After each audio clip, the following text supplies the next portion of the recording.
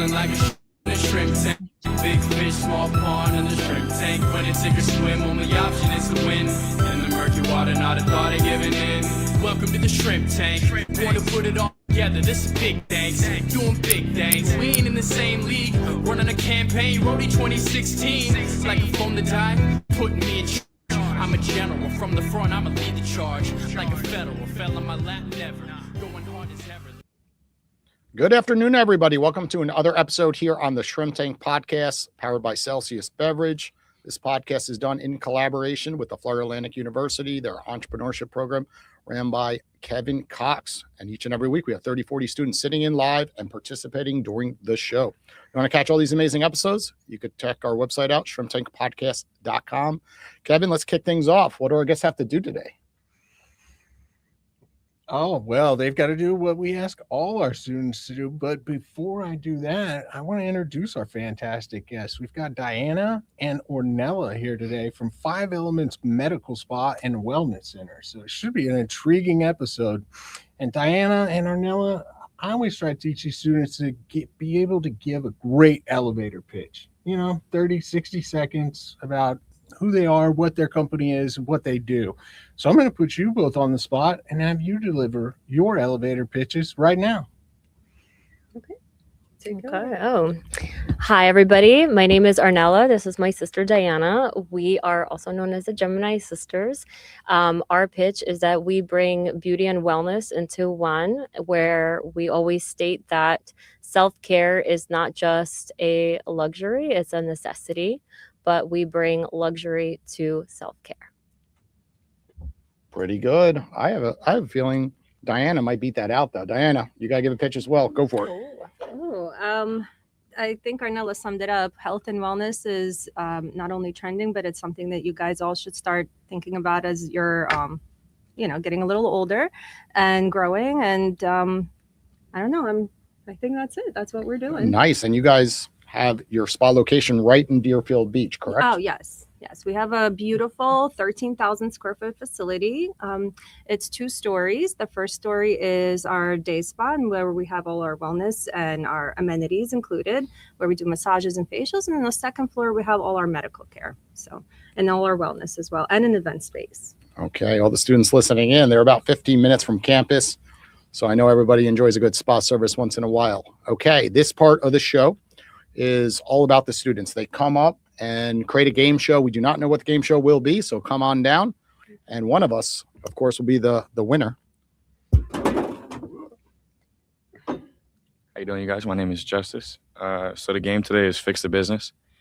So I'm going to read through the prompts one by one. When I finish reading the players, we'll hit the buzzer. And then after that, you're going to answer the questions. So the way it's worked is there's 3 parts.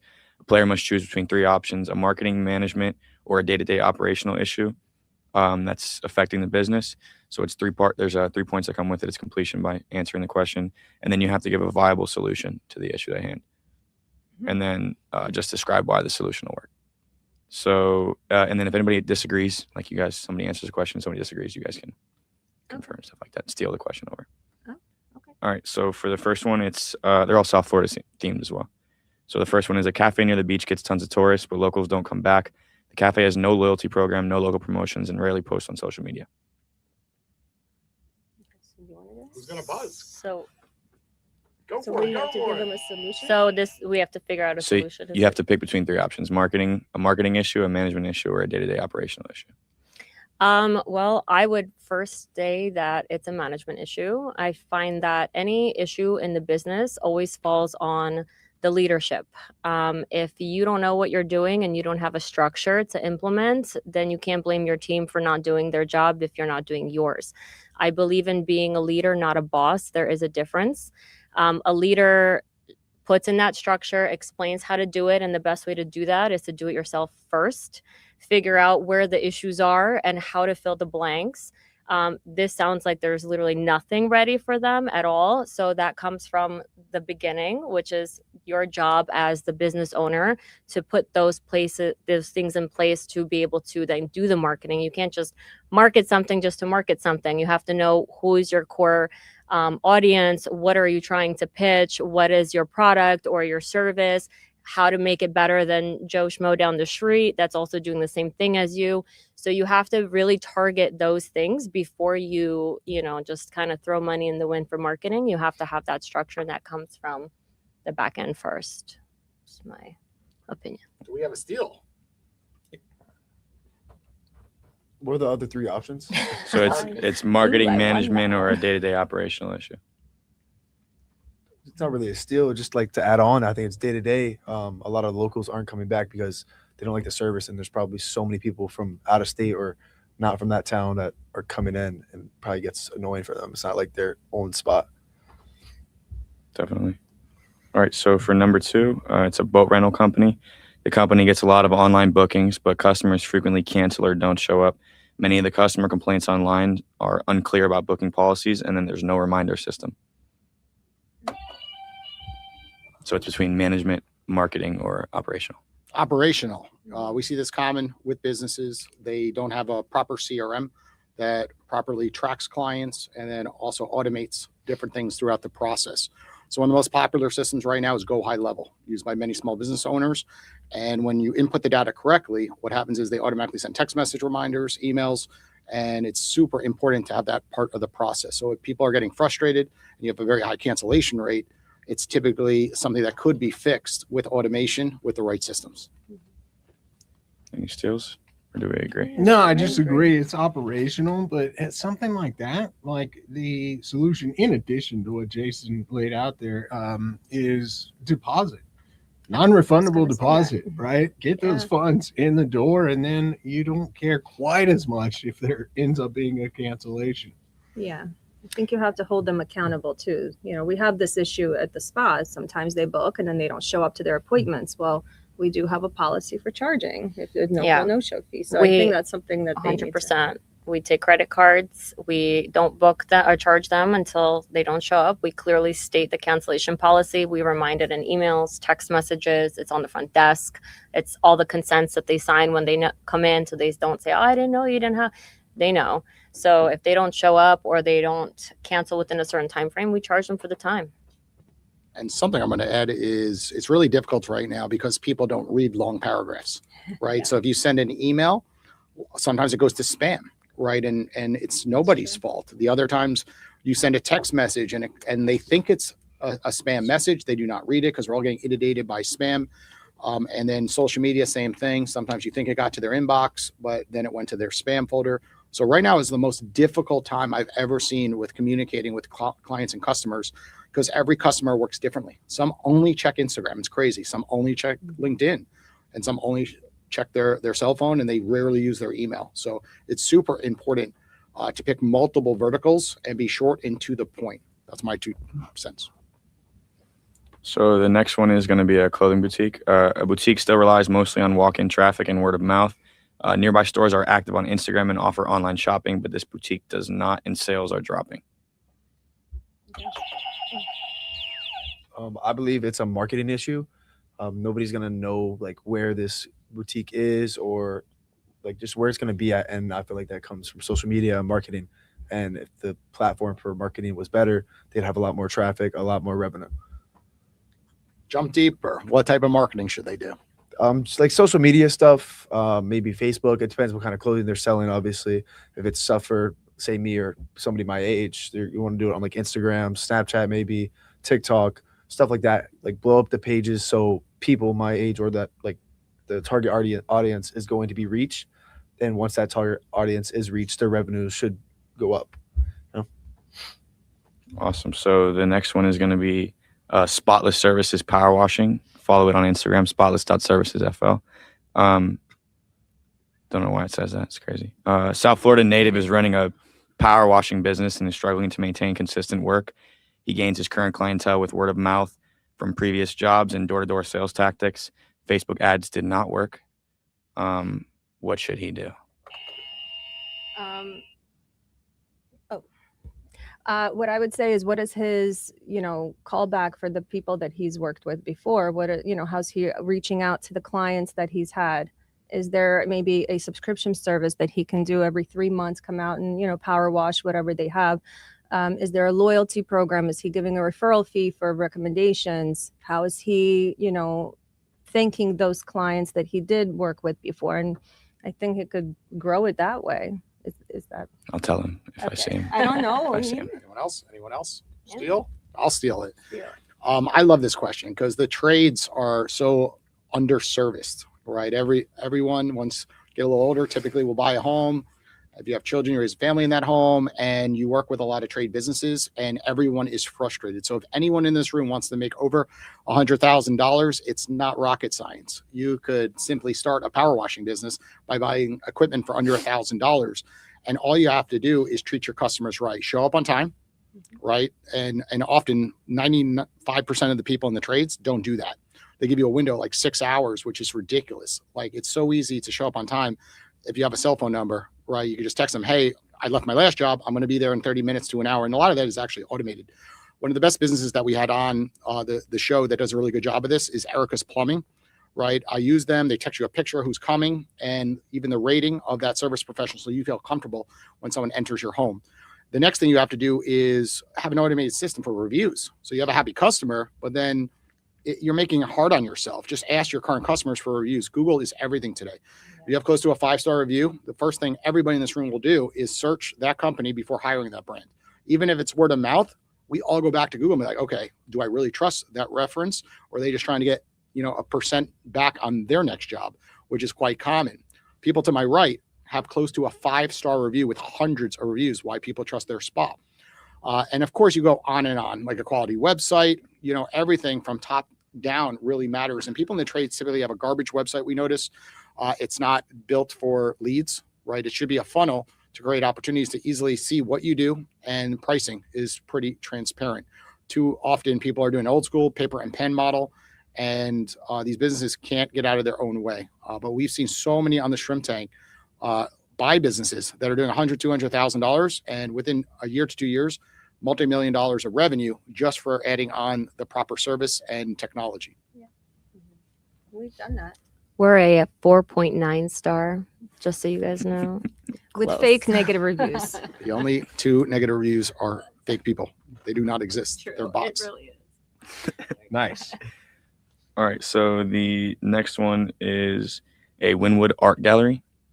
The gallery is packed during art walk events, but staff rarely follows up with visitors, collects emails, or explains pricing, and sales remain low despite a high interest in the product. Operational.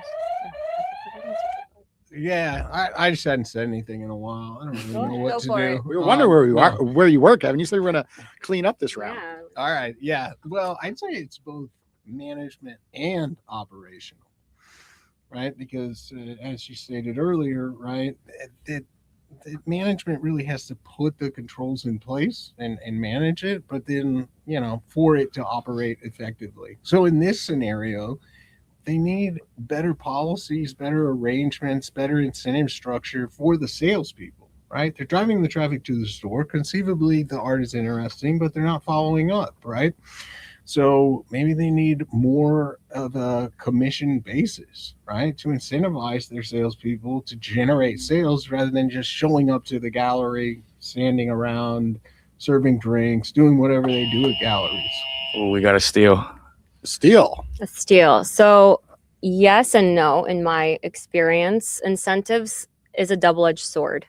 People either when they start a bit, like when somebody starts a role, they're on fire for the first 30 days, let's say, because they want to impress you as the employer. They want to do well at their job. They're like a sponge taking everything in. But once they kind of get used to it, they get complacent, their work ethic starts to slow down. Incentives are great, but set expectations, in my opinion, are better. I want people to do a good job because that's what I expect of them as well, not to sound like a stickler. But yes, incentives, bonuses, stuff like to reward them for doing continuously a good job, unless they're like a marketing type of position where they work on commissions and a certain structure that we say, okay, if you bring me X amount every month, I'll give you 3% of that, whatever. That's different. But let's say for our front desk team, I have set expectations. This is their role. I clearly stated in their job descriptions. I clearly stated in their interview during their training. We make as foolproof as we possibly can, what to do when this scenario happens, what to do when this happens. But if we, as like he said, it's operational management is true, because if you don't follow up with your team to ensure they're doing those things, it doesn't matter. So to me, I feel like incentives are great, but expectations that are set and you have to follow through that, hey, I'm not okay with this. Yesterday you did it like this. Like, I like to play on people's strengths, not their weaknesses, but you have to be open to constructive criticism to say, hey, you were okay here, but this is how we can be better. And let me show you how. So that's, in my opinion, a little bit different of why I do like incentives like that, but I'm also kind of depends on the situation. And Kevin, I loved your answer, but you violated the rules. He said you could only pick one and you picked two. So I think he does not get a credit for that answer.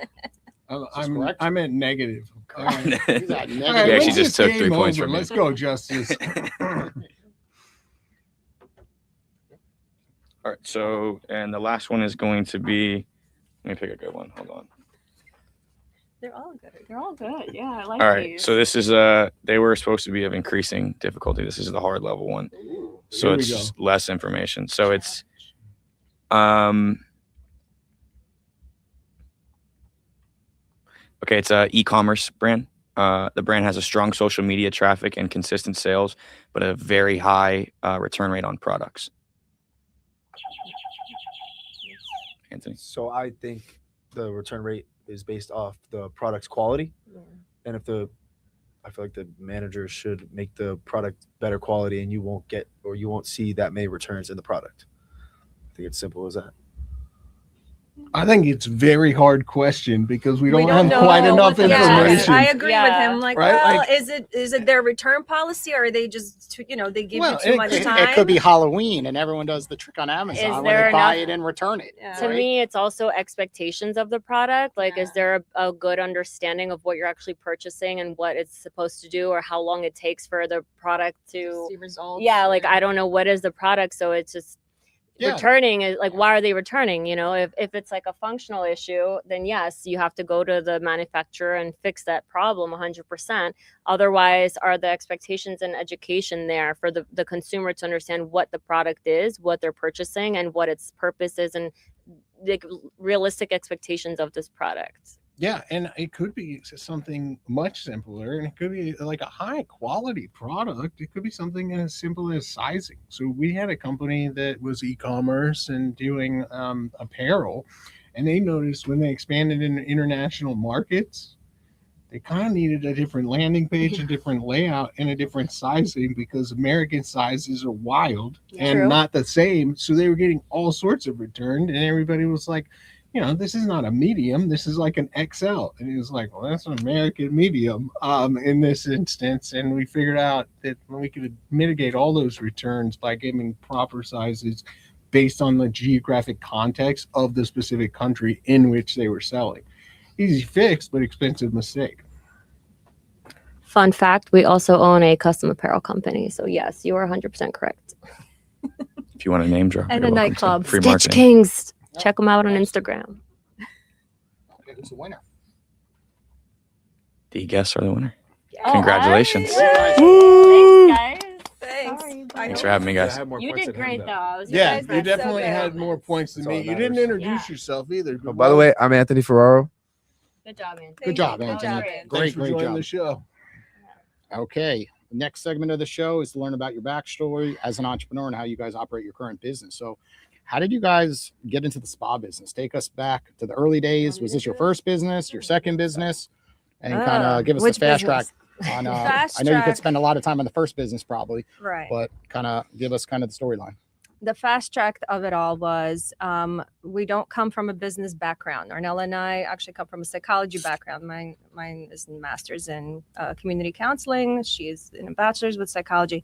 We decided to open our first business once we identified that there was a need for what we were doing. Our first business was a home health and hospice agency in Philadelphia.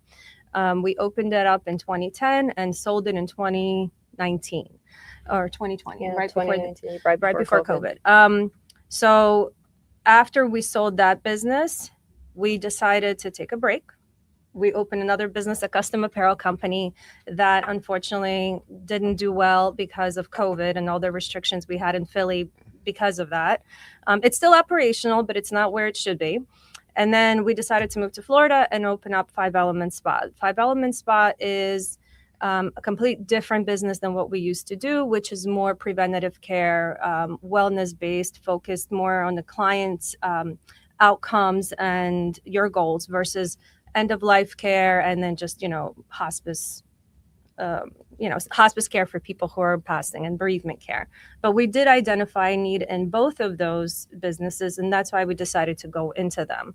What we found differently that doesn't exist in Florida was kind of the model that we decided to do, which was medical focused care as well as just holistic wellness. So we put the two of those together. We identified that there was a need here, that nothing like what we really have exists. And we decided to, build a foundation and figure it out and hire the right people, and obviously the building that we purchased to put the spa in. So it all kind of trickled down that way, but it birthed out of the fact that we did end of life care, and it was such a heavy Yeah, I was about business. to say, like, extreme opposites. One we side, learned- everybody is crying Yeah. and you're around such sadness. True. And then on the far side, More around importantly, we were happiness, everyone very much is coming out the other end with a smile. on their correct. I mean, it faces. was rewarding in both fields, but this is more preventative. So we learned how and your care now affects you Yeah, when you're older. that makes a lot And of we sense. didn't only have older adults too. We had all kinds of patients in our business. So, but we learned, a young person at 37 having an end stage cancer. Well, what led to that? What did they do wrong in their life? Is it genetics? Is it environment? Is it, Of course. food? What are they doing? And how can we prevent that? How can we give more longevity, better quality of life?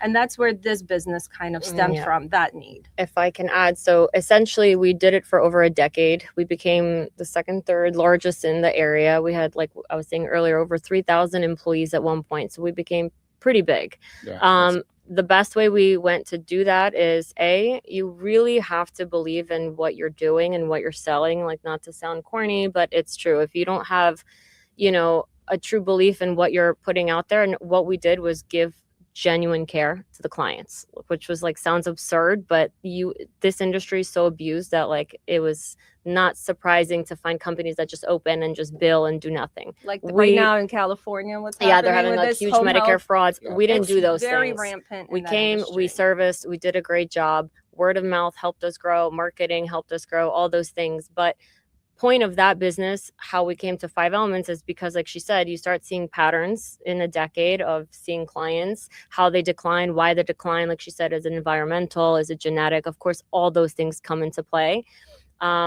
We're not very religious people, but this experience truly made me more spiritual, in a sense of mind, body, and soul truly is a thing, you guys. And I think we're in a place now that is so different than when we were growing up. You guys have everything so Available. easily accessible to you to learn and experience and understand, that take advantage of that and really take time for yourself. Especially as students, you guys are probably under more stress than you might realize, because as we all know, a lot of stress is subconscious. You're not even aware of it. So definitely take account, to take a step back and understand, what do I need to do better, to be better. And that's how 5 Elements kind of came on board, because we really wanted to bring that education to people and let them know, hey, the way you treat yourself now is truly going to affect the way you age when you get older. And aside from on the business aspect, that was a very, insurance based type of programs. You have to bill insurances, you have to follow a lot of regulations, state, federal, everything. This is a cash-based business. Which gives you a tad of stress, right? It's a Dealing with different insurance industry. Companies waiting on hold all the time. 100%. Takes forever. The outcome of revenue is tremendous in that versus a cash-based business, because it takes a lot longer to start up, and their ROI might not be as much in the beginning. But yes, cash-based business is a little bit And Kevin easier, loves for this sure. business, by the way. Kevin's Then- addicted yeah. to doing a lot of things with his house. So Kevin, jump on Oh, in. I love I see you it. smiling down there. He's like, I want to say something. I do a few crazy things, but I love the story. Yeah. So you talk about belief and you talk about starting this up. I want to talk a little bit about that. I mean, it sounds like you went all in. So was the For which facility? one? We Which went business? all This in. one. Oh, this one. We yeah. So- truly were going to, because we moved to Florida. I called her after we sold the business. COVID, like we were saying earlier, in Northeast was completely apocalyptic. Like it was insane out there. I don't know if all of you are true Floridians. You guys have no idea what it was like for people from the Northeast. It was insane. Shutdowns. It was like a communist country. You couldn't buy food at the store. You had to They wait in shut line. down our businesses. business, It was 40,000 square foot building, and we Yeah. had more than 6 feet apart It was from a people. chaos. We had contracts with the city of Philadelphia, with the different casinos. We did the uniforms. We did the UFC. We've done celebrities. We did merch for all kinds of Yeah, football they didn't stars. care. They were They like didn't care. 6 They feet shut us apart. You're down. closing down. So That's long something story we short, didn't anticipate. yeah, you we know, sold talk about getting hit. and we said we're moving to Florida. And that's where this Smart business decision. came aboard, because I feel like in Florida you have such great energy, not to sound, woo woo, but like you're in the sun all the time. You're so close to water, so many areas for you to ground yourself that you're not even understanding. So she actually found our building. She calls me, she's like, I found a building. I'm like, are you insane? It was like a 13,000 square foot building, 30 years old, needs from Complete gut job. complete gut job. I said, no, dude, we're gonna rent somewhere, we're gonna take it easy. But then we saw the building. So that's what I wanted to get at for Yeah. the students and for the audience. Like there are different approaches. I'll tell Most you people would what- start with a small location, a lease location, kind of grow the we business. try to maybe we do it the wrong way. I always think, well, let's talk about real estate. Let's talk about the building. Why I decided to get the building. We knew that it was a good investment. For me, we don't ever know whether or not a business will be successful. We hope, we plan, we strategize, but at the end of the day, just like COVID happened and nobody predicted that, we lost tons of money, tons of time with Stitch Kings. So in here, I decided, and let me also back up. My brother, in the same time that we were opening here, was opening a big nightclub in Philly. So he borrowed a lot of money from us. So we were going through all kinds of things. I'm like, we need an insurance policy. If the business doesn't work out, what's plan B? The plan B was the real estate. And I always buy the properties of which we put our buildings into. So that's a side thing, and we could talk about that. Because at the end of But- the day, real estate is always an asset. If your business doesn't sell and you shut down, it's one thing, but you still have the asset where your business is in. So that worked out in our favor for us, Yes, for sure. Not But everybody that's can do why- that, but Yeah, of we- course. That's why we went. Well, listen, went big. we went through an SBA loan. It's not like we're like, oh, here's $5 million. Like we Yeah. went We through got a all. loan. It was a huge learning curve for us, but Sure. at Lots the of paperwork. the Paperwork, worst. we got Yeah, we screwed. got We it. can talk Figure about it all out, the you know, ways and- that we got. Yeah, I think, the and it wrong just end kind the of stick. snowballed into what it became. But I think the vision was there, and the belief behind our vision was so important, because if you truly feel it in your gut that like failure is not an option, this is going to work and we're going to make it work, like that mindset is what gets us through. Like more than anything, I think, is just like that drive where you're like, this is going to work, we're going to make it happen. And of course, But if there's it doesn't, we have the plan B. buildings, Yeah. but South it Florida it real will, estate and is, it is, you know. yeah. And yeah, circling back to that, you mentioned, sure, I'm a Floridian. I'm not going anywhere. The sun, the beach, the water, the climate. Maybe not this week. I don't know what happened This this is week, awful. but as business owners, we experience across multiple states. What about the business environment, right? Like the state of Florida is known to be very kind of business friendly. Have you found that to the case, and in what ways? I think are we talking about the Department of Health? Like which part of Florida are we talking about? Like the local government, the state government? Yeah, I really There's- think across the board. I mean, some of it starts with some of your most basic stuff, right? With like the state income tax. You mentioned California, Correct. right? Like, so some of That the helps here. fundamental regulatory framework that we benefit from driving so many tourist dollars, Mhm. as well as the ease of which it is typically to start a business, register a business, set Yes. up a business. It's not the same everywhere. And Correct. I think a lot of people in Florida kind of get the wrong idea, especially when you talk about U.S. based versus internationally. Then it's light years different. Right. go ahead. I mean, as far as, opening an LLC and registering your business, it's much easier and much less expensive in Florida. In Pennsylvania, you couldn't get a hold of anyone on the phone. It's, you email them today, 4 months later, they get back to you with one email and they say, hey, you need to do this. And it was very difficult navigating. I feel like the websites in Florida's Department of Health or whatever, professional, the business of professional department, they're a little easier to navigate. They're a lot less expensive. I think to get your LLC is free here. Is even like to Correct. incorporate. It's $125. It's It's like something. We paid like a Well, little bit, but in yeah. Philly, I remember paying like $700 for one document. It's a lot less, and it's also a lot less regulated here, which can also be the downfall of a lot of these 100%. businesses. One of the things I'll tell you from our medical aesthetics, we are very much by the book. We follow very strict guidelines. I mean, we're injecting people's face with Botox and fillers and whatnot, but there are so many companies here. You guys really need to do your homework and just, not to scare you, so many counterfeit products being injected.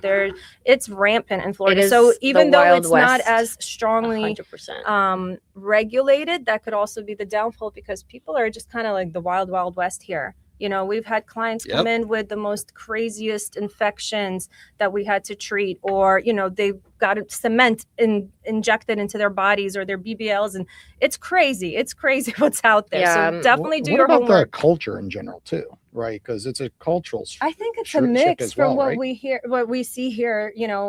People who are local, who've lived here for many years, are very different than like the transplants that we have from New York or Chicago.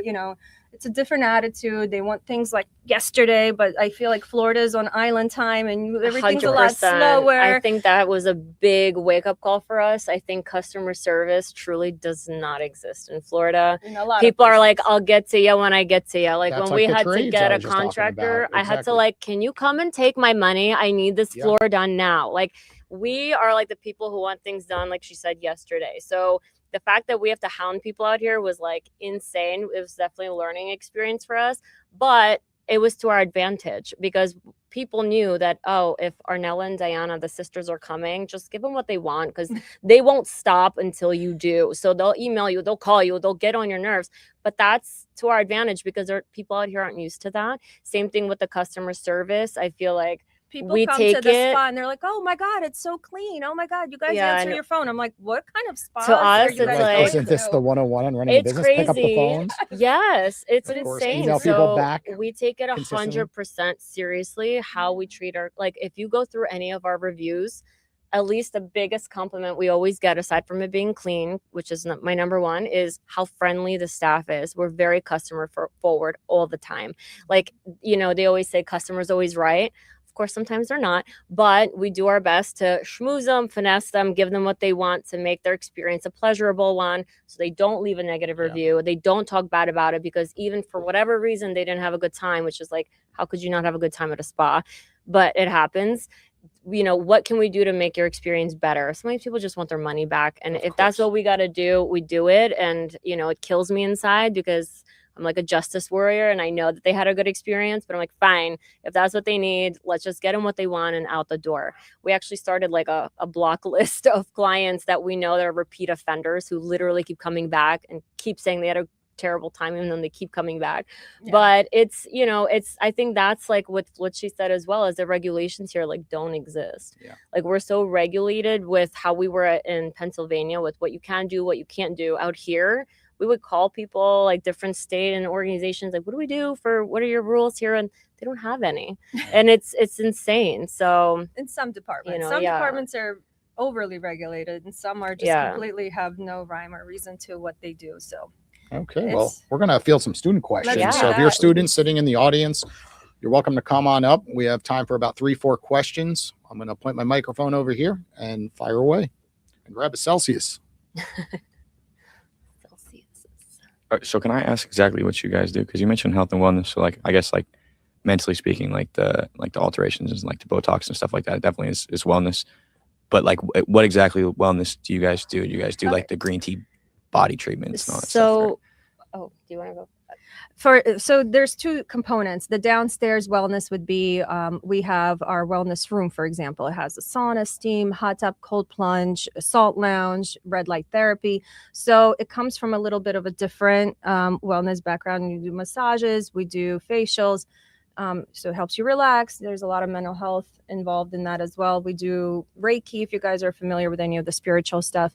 But in the medical wellness, we have Dr. Jakes, he sits there. We have a medical director who also follows up. We could do chronic health if you have any acute conditions, if you have immune deficiencies that we can help with, chronic illnesses, pain, there's all kinds of other things that we do. So it really depends on which part of the business. I think I know your question is like, so we try to target mind, body, and soul. So how do we do that? So yes, we try to approach holistically. Like she said, we have all these amenities. Amenities are great. You are relaxing, but what you're not seeing are the other effects of why we do what we do. It's hot to cold therapy.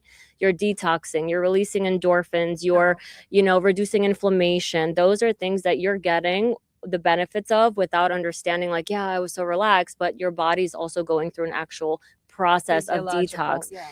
Same thing for our body massages. We do stuff from like lymphatic drainage. We educate on what we're doing, how we're doing. All of our staff is not just somebody that just does massages. They're all very, very well trained and certified in specific types of services. Same thing for aesthetics. People are like, oh, well, you do aesthetics. You guys are a holistic place. Yeah, but you got to look good to feel good. It's a thing. If you don't like how you look, that affects you. If you feel gross that day, if you didn't brush your hair that day, whatever it may be, that affects you. For guys, let's say you're trying to get to the gym and you're trying to get a certain muscle mass, that affects you, right? When you reach your goals, you feel good. You're on top of the world. Ladies, same thing. You got to feel good about how you are inside and out. And the holistic approach, like she said, we do Reiki healing, we do chakra balancing, sound bowl vibration therapy, all of those things that really connect the mind, body, and soul. And that's kind of what we try to, structure 5 elements as. I hope that answered your question. Thank you. Appreciate it. Okay. Hi, I'm Mia. Hey, I'd Mia. also love to open a mind, body, soul wellness center Awesome. eventually one day. And I heard you guys say that you took out a loan when you first got here. Was that you already had some secure funding already from past businesses, or did you already acquire the building and then need the loan for inside operations, or what's the best way to go about funding for a business like that of large scale?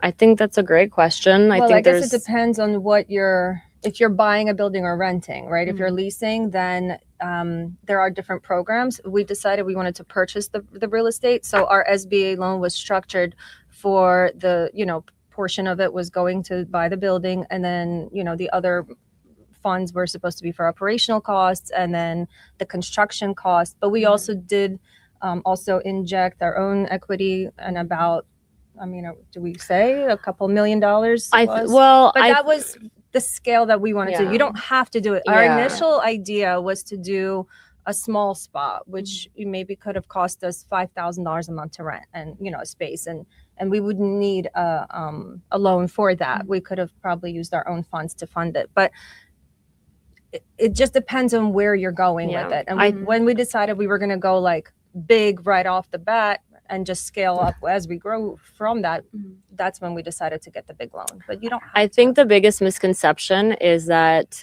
people that have money can spend more money and do bigger things. You can make a lot of money in 1 year and just the same lose it all the next year. So I think the biggest thing is to understand your business model, understand what is it that you're trying to gain, what are you doing to set yourself a little bit apart than the other business that's doing something similar to you. And then, like she said, to us, we found the building and that kind of gave us the understanding of what we want. Otherwise, if we were just looking just to open something like originally, you could still go get an SBA loan. You don't have to put down all this money that you don't have. When we opened our first business, we didn't have any money. None. We had to Zero. scrounge up loans from family and friends to make $70,000 to apply to get a license. So you can do it. We weren't married into money. We didn't come from money. Our family are immigrants. Like literally, if we could do it, you guys can do it. It's just a process for sure. Thank you. Yeah. And I'm just going to add something. They're second-time founders, right, running the second business. So, they were able to go to the SBA and fund a new concept. Very important. In a situation like yours, if you're a new business owner, they're never going to fund you. That's not You true. really, No. wait. They're going to fund franchises most commonly is where I was going with that. So I'm in the financial service space. I happen to own a website that deals a lot with SBA loans. Okay. So I actually see the back end deals and the percentage of them Is going it different through. now? Because we had zero experience in the med spa business. And But we had you guys to have a explain- lot of He's saying we have capital. a lot of So she doesn't capital. have Okay, I capital see and what you assets mean. to back it up. So in her case, if anyone in this room has a small amount of capital, the best place to go is to purchase a franchise, because they believe that the franchises will stay in business and they have a better percentile of success by running the franchise model, right? So if she, for example, buys into a Forever Young, right, spa, right, they have the model that on store number 90, the odds of her success is very high. Versus when you're starting a brand new concept, the success level is very low. So in general, when I see the deal flow come through, in your shoes, it's that way. Or you're buying an existing business, like if you bought their business as an example, then they already have cash flow. They have a lot of That's what I was backing. gonna say. So in your case, like you guys started a business from scratch in the spa service. Now it's different than buying real estate. Real estate, it's like that's a whole Well, different they animal. somehow tangled both of the Yeah. loans into the one. Yeah. So that's how we got it. But I just want to say about franchises, guys, and this is coming from me, and I'm not an expert. Please don't, take anything I say to heart. But I disagree. I think franchise are a mistake. Maybe it is good for some people. We definitely looked at options, and what it turned out to be is that we were going to pay to, use those people's branding, policies, procedures, but ultimately everything would still be on you. You're hiring people, the professionals that you're bringing on board, how you want to scale. That's still on you. So now you're paying an additional fee every month for them and their, Their percentage, whatever yeah. they're taking. When we had this with the smoothie bars, just so you know, we were about to open we opened a little smoothie bar, part of the SBA loan that they wanted us to do, but we could have franchised that. But once I realized what it took to open a smoothie bar, it was $10,000 to open a smoothie bar versus $200,000 than buying into a franchise. I'm like, how many years do I have to sell smoothies to make that but money you're back? also talking as an experienced business owner. So Okay, if maybe she you're right. has no Sorry, experience, maybe I shouldn't be the one. I telling get what you're people. saying. A franchise is not a terrible idea if you're starting out, because it does give you a already ready Foundation. plan and structure and foundation that you can learn from and grow from. If I had that opportunity for doing a home care franchise, I think we probably would have maybe looked into it, but that wasn't an option back then for But that. does that mean, like, if you go, so to get a loan, you say you would make a franchise, like you would make it, or you buy into a franchise? So Like, you can franchise your business. Yeah, like like we've been you make approached to multiple everywhere. franchise, but if he's talking about buying into a so like for example, give me a franchise. How many? There's like let's say Panera Bread, right? Like I don't know, Salad Works. They're all a franchise, which means they all are owned by one main conglomerate business, but then you buy a different location and you run that location, but you're still paying that big conglomerate their percentage, but you have to follow their rules. You So have to buy they- their product. You have got to to buy do their how they want, marketing. what they want. They sell you the marketing. They tell you what's the, meal of the month, promo. You don't have the flexibility to be your own type of, owner and do things the way you want. There's only very small leeway of what they allow you to do on your own, but they have a very strict guidebook that you have to follow. It's a double-edged sword. It's foolproof do in a have- sense that like it gives you exactly what you should do, but you can do one like that, learn from that, and then branch off and do something else with those strategies on your own of your own business. So it's not a bad way to start. It's a great way to start. It's just it depends on what you're looking for yourself. If you're like, no, I'm a creative person, I want to do my own thing, I don't want anybody telling me what to do, that is not for you then, for sure. Okay. Yeah. And Thank you. another option I like for first time people is entrepreneurship through acquisition, which you reference, and we're working on building out a program here, which is where you buy someone who owns a spa or any other type of business who is getting to the age where they really need to retire or they want to retire. And there's millions of Yeah. There's businesses so that many, look like so that. many here. Yeah. And then you can The boss. negotiate in owner training as part of the contract so they can train Yeah. you so you learn all about the business, but it also enables the flexibility wherein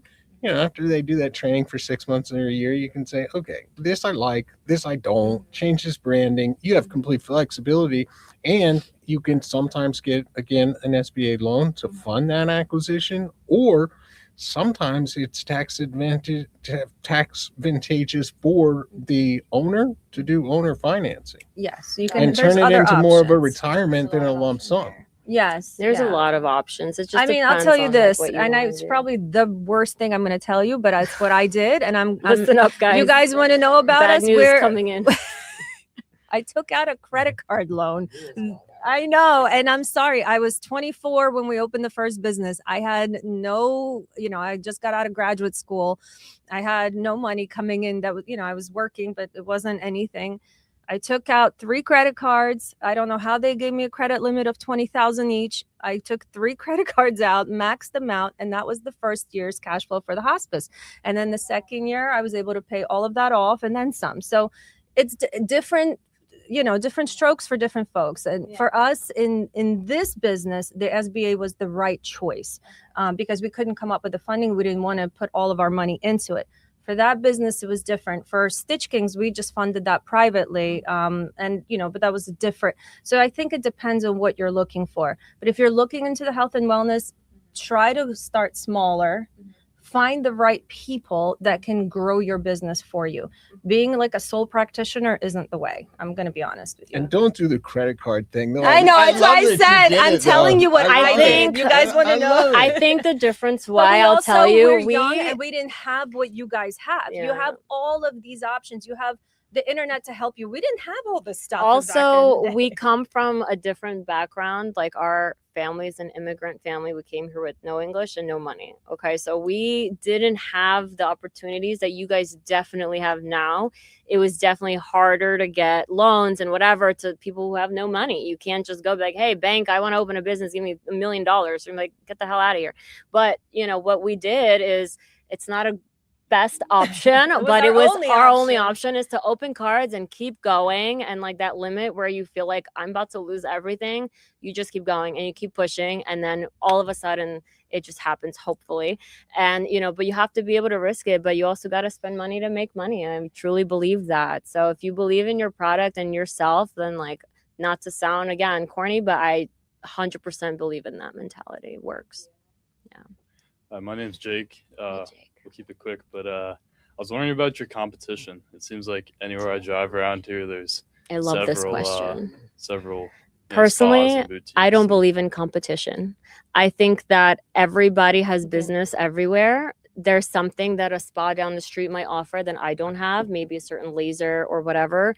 The only thing I can give my clients differently than what they can get somewhere else is the experience, which is, it's a clean place. It's a safe place. They're going to leave knowing that I didn't just take all their money and they left like, why the hell did I just spend X amount on this? And they're always going to leave satisfied.